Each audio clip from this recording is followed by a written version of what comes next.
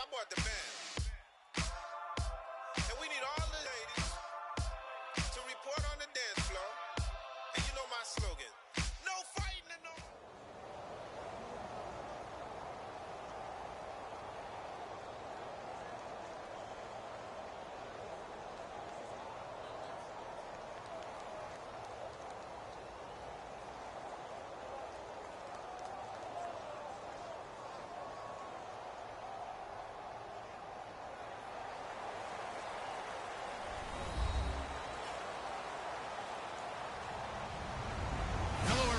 I'm Larry Ridley.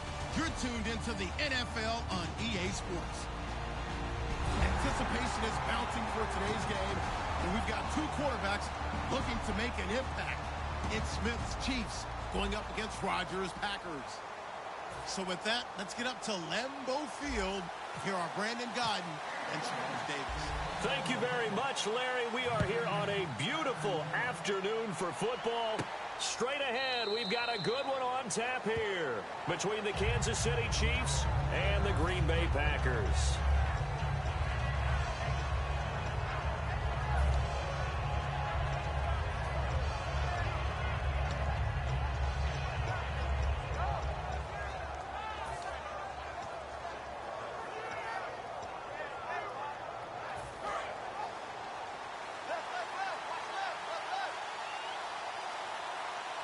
Looking to jam the receivers at the line here. Press coverage look defensively.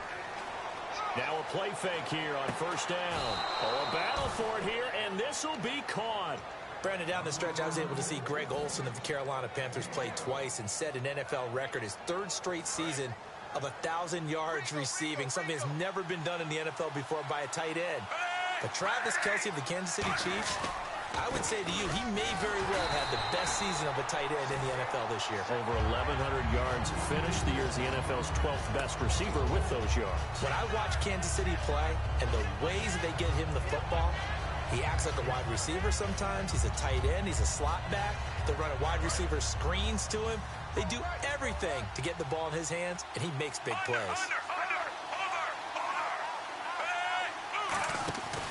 They run again with Ware. And he puts his head down and gets up to the 42 for a gain of about 6. On a second and long, it's really nice to see an offense that has enough confidence to run the football in that situation. I think that goes back to their practice and game planning. They've seen things that they've seen on tape and in previous games that led them to believe that even in a long-distance situation, they can still run the football and gain enough yardage to put themselves in a good spot on third down. They'll run now with Ware. Just a 1-yard gain on the play, and that'll mean a call to the punt team as it's fourth down. Well, this was just simply excellent defense. On this third down, they had to be alert for the possibility of a pass, but that didn't stop them at all from understanding what was going on when they decided to run the football, and they just swarmed and stuffed them for almost no gain. They're going to go for it. It's Smith. And it's a short one here, complete to the tight end. And he will have the first down as he's brought down up near midfield. I don't know if I agree with that. I guess they don't care if I agree with that. But, boy, you have to be surprised by that, right? I definitely was surprised that they decided to go for it in this situation. But they must have either felt like they either had a great play call on or they're trying to show extreme confidence.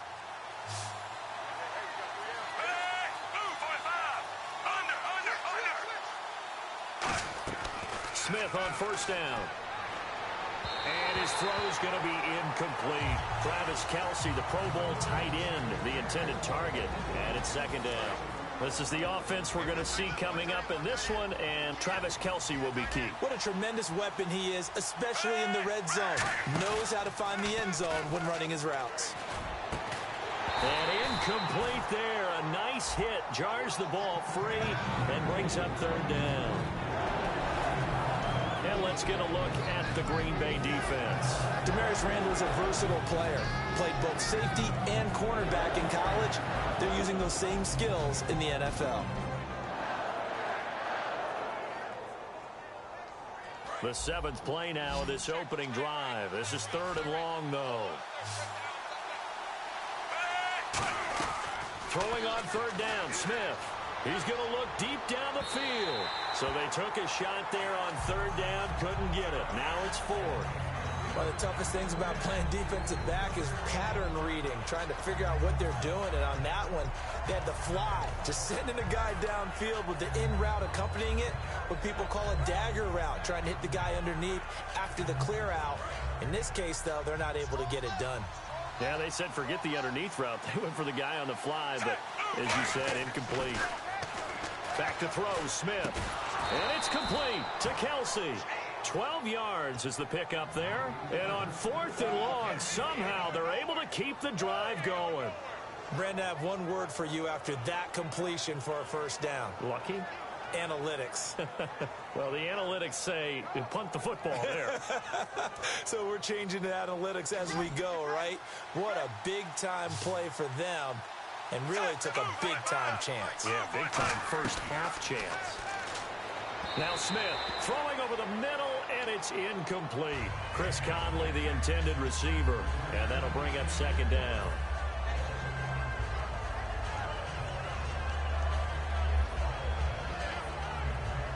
And this seemingly endless drive continues.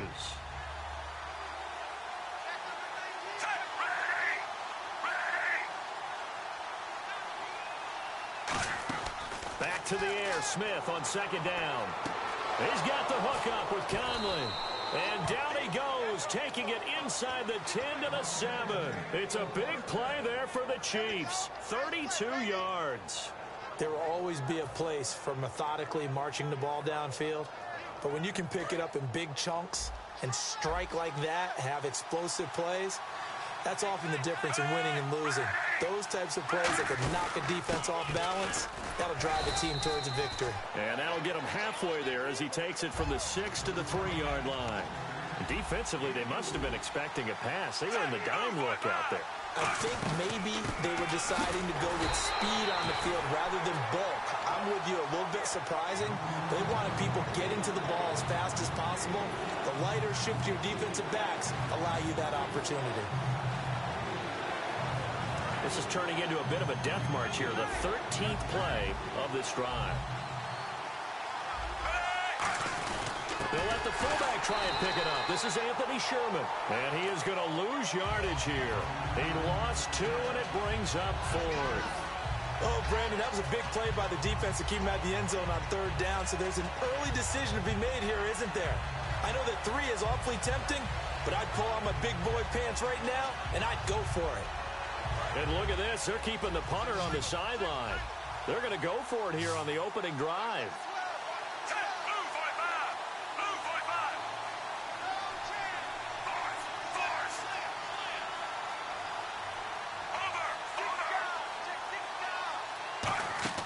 They snap it to Smith. And he's got it.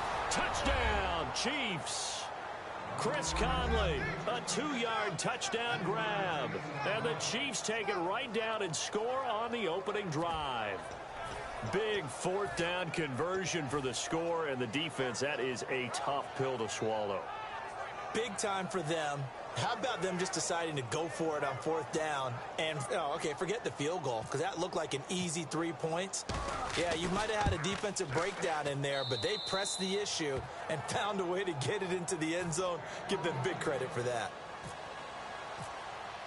Now, after the touchdown, here's Santos to kick this one away. Fielded about a yard deep.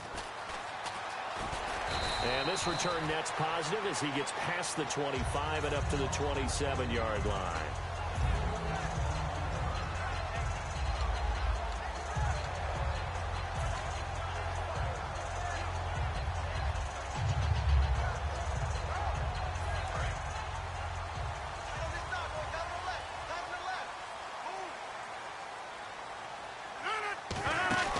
Throwing on 1st down is Rodgers. It gets it over the middle to Cobb. The completion good for 3, and it's 2nd down. Here's the offensive unit coming out onto the field in just a moment.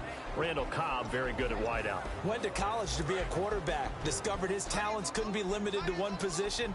He's a 1,000-yard receiver every year for his quarterback. Throwing now is Rodgers. And he completes it to Jordy Nelson. Jordy Nelson, what a story he became this year.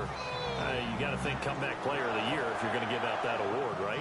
At a minimum, I would think. And, let's face it, to me, he was a candidate for All-Star awards at the end of the year. He's 5th in receptions, 6th in receiving yards, led the NFL in touchdown receptions with 14. He got better and better as the year went on. And people often talk about after a knee injury, it's the second year back that they achieved their greatness again. I think Jordy Nelson's already there.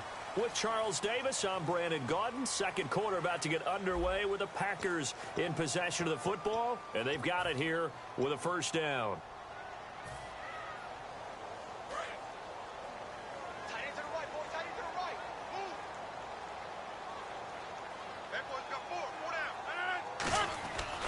On first down, Rodgers. Oh, the ball comes out on the hit, but they'll say it's incomplete. Well, that pass was inaccurate, so that leads me to bring up our Super Bowl predictions and find out just how accurate they were.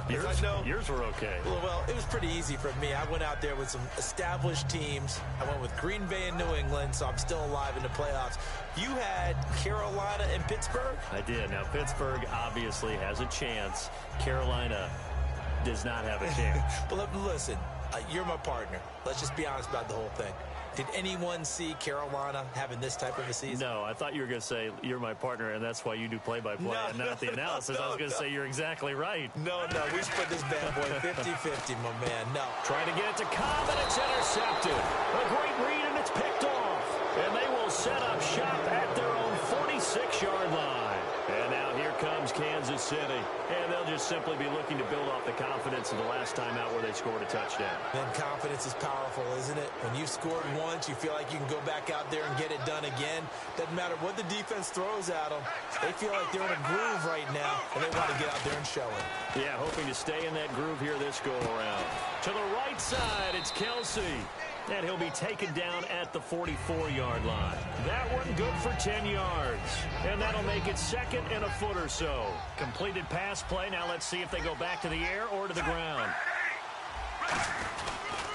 Now they'll run it on the toss. Only a gain of a yard there, but it indeed gets him a new set of downs. Second and inches is oftentimes an invitation for an offense coordinator to take a big shot downfield because he feels like he can come back on third down and pick up the first down. But sometimes you just don't want to break tendency. Stay with what you are, stay with who you know, and go get the first down. That's exactly what they did. On the ground, this is Ware. And he gets it inside the 35 and just shy of the 30. 12 yards there as they move the chains. And a new set of downs here after picking up the first on the ground. That's another nice run, and I have to tell you, some of the coaches that I played for, their philosophies were always different when they see a guy running the ball well. Some of them wanted to immediately go to play action and throw it now because it's wide open. While other coaches said, you know something? Until they stop him, that big boy's going to keep getting the football. And that might be the direction that they're going to go right now. And ready now for 2nd and 9. They'll fake it. Now Smith. And his throw's going to be incomplete. Jeremy Maclin, the intended receiver. And now it's 3rd down. It's always tough for the guys throwing the football when they think they've got a completion and the ball's almost there, and then someone sneaks a hand or two in and bats it away.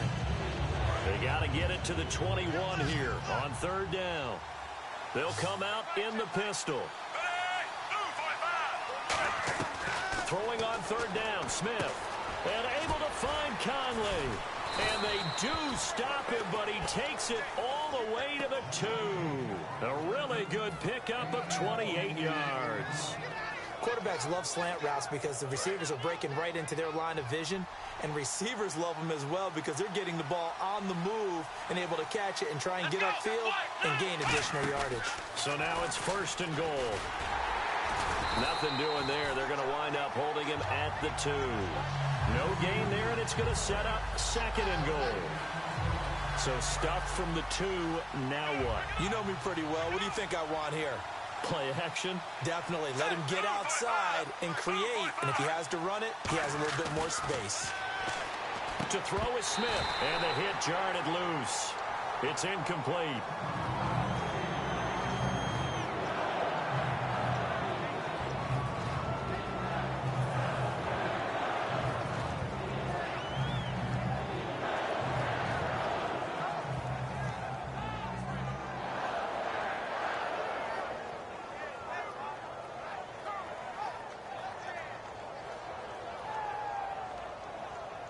From the 2-yard line yet again. Let's see what they can do on 3rd and goal. They run it here. Ware. And he's going to take it into the end zone for a Chiefs touchdown. Spencer Ware punching it in from a yard away. And the Chiefs are able to grow their lead. And it's good to make it 14-0. Now after the touchdown, here's Santos to kick this one away.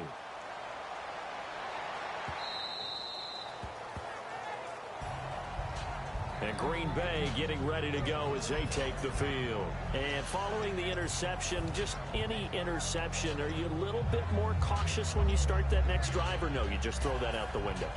I think you are. I don't think that there's any way you can run back out there and go, totally didn't affect me. Let's just go ahead and be loose with the football again. You're going to take care of it, but you have to be careful about being too cautious because now you can't run any offense at all. Still want to attack. We'll see how they attack them here.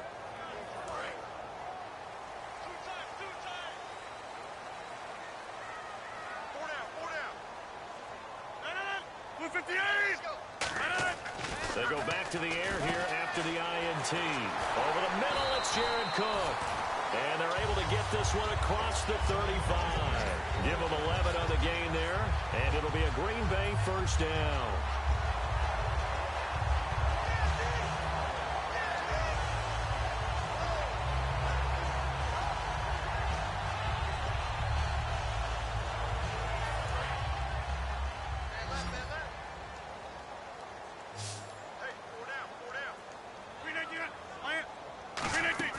They go play action here on first down.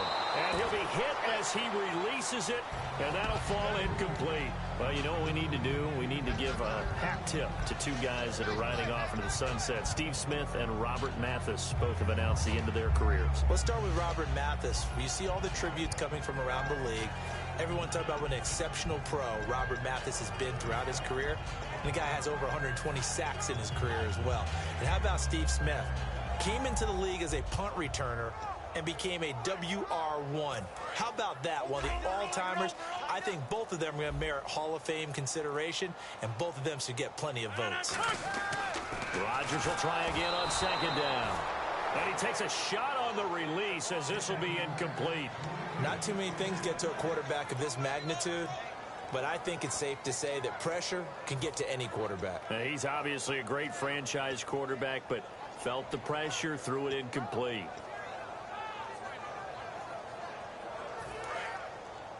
And on the outside, they're playing press coverage.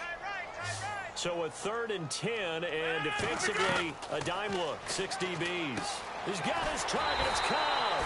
And he's got the first down yardage as he takes it down to the 49. I don't care how many times we see it. I still get a kick out of watching quarterbacks and receivers do the pass tree in pregame warm-up.